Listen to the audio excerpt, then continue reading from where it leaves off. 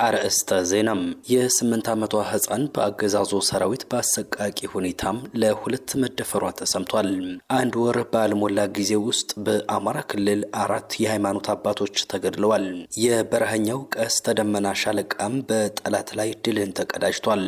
የአማራ ፋኖ ብሔራዊ ንቅናቄም ቴዎድሮስ እዝ 105ኛ ኮር 66ኛ ክፍለ ጦር 4ኛ ሻለቃም በጠላት ላይ ድል ተቀዳጅቷል።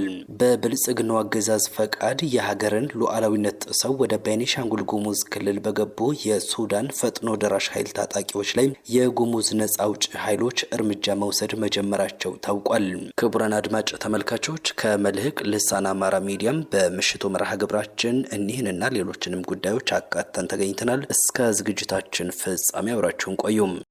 በአማራ ፋኖ ብሔራዊ ንቅናቄ አፋብን ሸዋ ጠቅላይ ግዛት በአሳምነው እዝ ስር የሚንቀሳቀሰው ግዙፉ 7 ለ7 ክፍለ ጦር ትላንት ሐምሌ 7 2018 በይፋትና ጥሙጋ አውራጃም በኤፍራታና ግድም ክላስተር በተቆጣጠራቸው ቀጠናዎች ላይ ያለውን ወታደራዊ ይዞታ ይበልጥ በማጠናከር በብልጽግናው አገዛዝ ሰራዊትና ተላላኪዎች ላይ አመርቂ ድል ማስመዝገቡ ተገልጿል።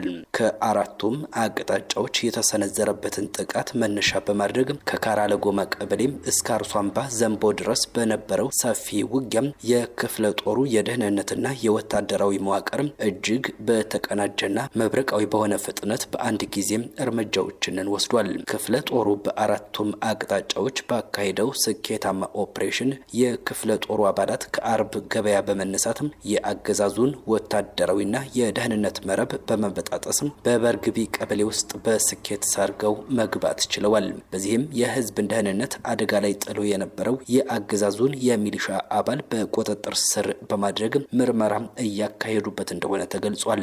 በዚያው ተመሳሳይ ሰዓት ከአጣየ ከተማ በ2 ኪሎ ሜትር ርቀት ላይ በምትገኘውና ልዩ ስሟ ሞሉ ባህር በተባለችው ስፍራ ጀግኖቹ ባደረሱት ከባድ ጥቃት በርካታም የአገዛዙ ታጣቂዎች እስከ መጨረሻው የተሸኙ ሲሆን የፋኖችን ወታደራዊ አቅማቸውን የሚያጠናክር 2 ጥርጥር ክላሾች፣ 5 ካዝናዎች፣ 45 የክላሽ ጥይቶችና 2 የደረት ትጥቆች ተማርከዋል ተብሏል። በዚህ ቀጠና ጥቃት በትክክል ያልተገመተም የአገዛዙ ኃይል መሞቱና መቁሰሉ ተረጋግጧል። በተመሳሳይ ሰዓት ወደ ፈረዱሃ ቀበሌ የዘለቁት የነጻነት ታጋዮቹ ከሀገርና ከህዝብ ደህንነት ይልቅ ጥቅማቸውን ያስቀደሙ የቅጥረኛ ሚሊሻዎች ስብስብ ላይ ከባድ እርምጃ የወሰዱ ሲሆን በዚህም ተኮላ ሰብስቤና ነጋሽ የተባሉ የአገዛዙ ተባባሪዎች ሲገደሉ ኮማንደር መሐመድ የተባለው ሚሊሻ ሲቆስል ሰለሞን የተባለው ግለሰብ ደግሞ በከባድ ቆስሎም ወደ ሪፈራል ሆስፒታል መላኩ ታውቋል። ከዚህ በተጨማሪ በሸዋሮቢት አካባቢ የአገዛዙ ወንበር ጠባቂዎችን በማስከዳት አንድ የስናይፐር የጦር መሳሪያም ከነሙሉ ተተኳሹ ለትግሉ ገቢ ማድረግ የተቻለበት ትልቅ ስኬታማ ስራ ተከናውኗል ተብሏል። አክለውም ክፍለ ጦሩ ላስመዘገበው ለዚህ ደማቅ ድል ትልቁን ድርሻ የሚወስደው የማህበረሰቡ ያልተቆጠበ የመረጃና የደህንነት ትብብር በመሆኑ ህዝቡን ከዚህ በላይ የሚያኮራ የነጻነት ድል ለመስራት ሰራዊቱ በሙሉ ዝግጅት ላይ ይገኛል ብለዋል። የአማራ ፋኖ ብሔራዊ ንቅናቄ ቴዎድሮስ እዝ 105ኛ ኮር 66ኛ ክፍለ ጦር 4ኛ ሻለቃም በጠላት ላይ ድልን ተቀዳጅቷል። ትላንት ሐምሌ 7 2018 የ66ኛ ክፍለ ጦር 4ኛ ሻለቃም ወደ ጃዊ ፈንድቃ ከተማ የጠላት ካምፕ በመሄድ የተሳካ ተንኮሳን በመፍጠር ስልታዊ ማፈግፈግን አድርገው ጠላትን በመሳብ በለስ ወንዝ ድልድይ ጠላትን ረፍርፈውታል። 66ኛ ክፍለ ጦር በሺዎች የሚቆጠር ግዙፍ ሰራዊት ባስመረቀ ማግስት በትላንትናው ዕለት ጠላትን አይቀጡ ቅጣት በመቅጣት የአዲሱን ተመራቂ ጦር ሞራል በእጅጉ የጨመረ አስደማሚ አውደ ውጊያ ነበር ተብሏል። ከጠዋቱ 2 ሰዓት እስከ ምሽቱ 1 ሰዓት ድረስ ቀኑን ሙሉ በተደረገው ተጋድሎ የአብይ አህመድ ቅጥረኛ ተላላኪ ሰራዊት ሙትና ቁስለኛ ተደርጓል ተብሏል። የበለስ ወንዝን ለመሻገር በዙ 23 እና በሞርታር የታገዘ ውጊያ ቢያደርግም ወንዙን መሻገር ሳይችል ቀርቷል ተብሏል። ጠላት የሚተኩሰው ከባድ መሳሪያም ንጹሃንን ሲያሸብር ውሏል። ጠላት ከመሸ በኋላም በጨለማ በርካታ አስክሬኑንና ቁስለኛውን በአምቡላንስና በኦራል በፓትሮል መኪና ለቃቅሞ ወስዷል ተብሏል። የ8 ዓመቷ ህፃን በአገዛዙ ሰራዊት በአሰቃቂ ሁኔታ መደፈሯ ታውቋል። በሰሜን ወሎ አስተዳደር ዞን መቄት ወረዳ ፍላቄት ገረገራ ከተማ አስተዳደር ልዩ ቦታው በሬ መስክ ሩፋኤል ተብሎ ከሚጠራው ቦታ ህፃን ታዳጊ በሁለት የአገዛዙ ሰራዊት አባላት በአሰቃቂ ሁኔታ ተደፍራለች ተብሏል። የ8 ዓመት ህፃን ስትሆን ድርጊቱን ለመፈጸም ከምትጫወትበት በደረቅ ብስኩት በማታለል ምሽግ ቦታ ወስደው ከሰብአዊ ፍጡር ባፈነገጠም ዘግናኝ ድርጊት እየተፈራረቁ እንደደፈሯትና የአካባቢው ነዋሪዎች የደረሱልን ጥያቄ ቢያቀርቡም ማንም እንዳልደረሰላቸውና እንዳስፈራሯቸው ተናግረዋል። ድርጊቱ ሐምሌ 6 2018 ከቀኑ 11 ሰዓት ላይ የተፈጸመ ቢሆንም ልጅቱን ለማትረፍ ወደ መቄት ወረዳ ፍላቄት ሸደሆ የመጀመሪያ ደረጃ ሆስፒታል ቶሎ ማድረስ ቢቻልም የተደረገባት አሰቃቂና ዘግናኝ ድርጊት ከወረዳው ሕክምና ተቋም ባለሙያዎች አቅም በላይ ነው በማለትም ወደ ዞኑ ወልዲያ ሪፈራል ሆስፒታል በአምቡላንስ ተጭና መሄዷ ተረጋግጧል። በአማራ ክልል አንድ ወር ባልሞላ ጊዜ ውስጥ 4 የሃይማኖት አባቶች ተገድለዋል።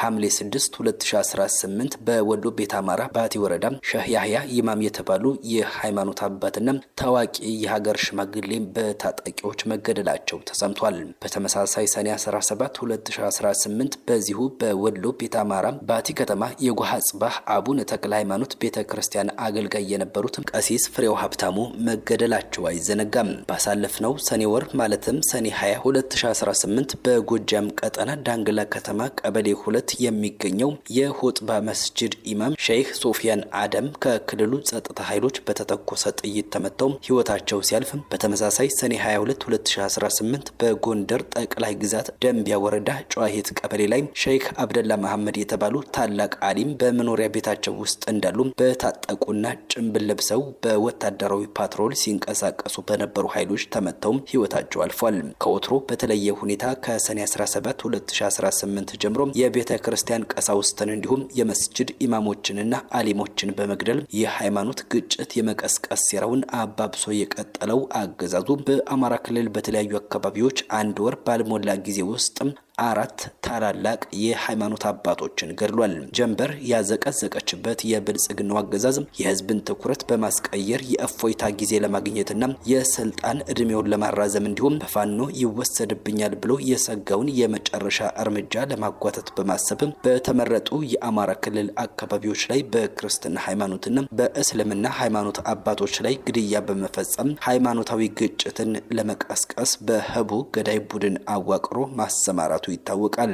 በኢትዮጵያ ለዘመናት በወንድማማችነትና በመከባበር አብሮ የኖረው ህዝብ በሃይማኖት ሽፋን እርስ በእርስ ለማጋጨት የብልጽግናው አገዛዝ በስውር ያደራጃቸው ገዳይ ቡድኖች የሃይማኖት አባቶችን በመግደል ላይ መሆናቸው ተረጋግጧል። ይህ መሰሪ አካሄድ አገዛዙ የህዝቡን አንድነት ለመበተንና በሀገሪቱ ውስጥ ያልተረጋጋ ሁኔታን በመፍጠር ስልጣኑን ለማቆየት የሚጠቀምበት የመጨረሻ የጥፋት ካርድ መሆኑ ታውቋል። በብልጽግና ፈቃድ የሀገርን ሉዓላዊነት ጥሰው ወደ ቤኒሻንጉል ጉሙዝ ክልል በገቡ የሱዳን ፈጥኖ ደራሽ ታጣቂ ኃይሎች ላይ የጉሙዝ ነጻ አውጪ ኃይሎች እርምጃ መውሰድ መጀመራቸው ታውቋል። በሱዳን ብሉ ናይል ግዛት በኩል ወደ ኢትዮጵያ ድንበር የተሻገሩት በመሐመድ ሐምዳን ደጋሎ የሚመራው የፈጥኖ ደራሽ ኃይሎች በቤኒሻንጉል ጉሙዝ ክልል የጦር ካምፕ መግባታቸውን ተከትሎ በክልሉ ነዋሪዎች ከፍተኛ ቁጣ ተቀስቅሷል። ታጣቂዎቹ በብልጽግናው አገዛዝ ፈቃድ የሀገር ሉዓላዊነት ጥሰው ወደ ቤኒሻንጉል ጉሙዝ ክልል በመግባት በክልሉ ነዋሪዎች ላይ ከፍተኛ ግፍና በደልን እየፈጸሙ ይገኛሉ። ራሱን የጉሙዝ ህዝብ ነጻ አውጪ ብሎ የሚጠራው ታጣቂ ቡድን በክልሉ ሰፍረው በህዝብ ላይ ግፍ ሲፈጽሙ በነበሩ በእነዚህ የሄሜቲ ታጣቂዎች ላይ እርምጃ መውሰዱን የመረጃ ምንጮች አረጋግጠዋል። የብልጽግና አገዛዝ እነዚህን የሄሜቲ ታጣቂዎች ቤኒሻንጉል ጉሙዝ ክልል ለጦር ካምፕነት እንዲጠቀሙ በይፋ መፍቀዱ ሳያንስ ታጣቂዎቹ በህዝቡ ላይ ለሚፈጽሙት ሰቅጣጭ ድርጊት ምንም አይነት መከላከያ ካለማድረጉም በላይ ከታጣቂዎቹ ጋራ ወግኖም ጥቃት ተፈጸመብን በሚል አቤቱታ በሚያቀርቡ የክልሉ ነዋሪዎች ላይ እርምጃ ሲወስድ መቆየቱን ከዚህ ቀደም በሰራቸው ዘገባዎች ለህዝብ ማድረሱ አይዘነጋም። ክቡራን አድማጭ ተመልካቾች የሰዓቱ መረጃዎቻችን የተከታተላችኋቸው